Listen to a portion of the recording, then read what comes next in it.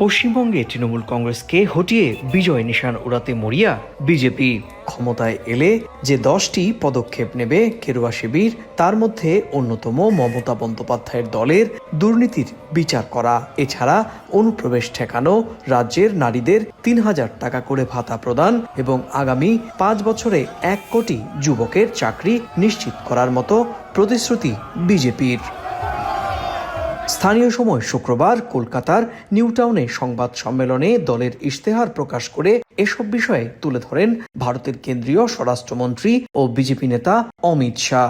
मध्यम वर्ग और लोअर मिडिल क्लास और गरीब,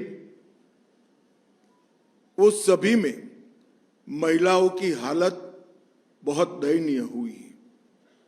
जब तक ये गड्ढा नहीं भरता है तब तक भारतीय जनता पार्टी की सरकार हर महीने 1 से 5 तारीख के अंदर 3000 रुपया हर माता के बैंक अकाउंट में ट्रांसफर करेंगे।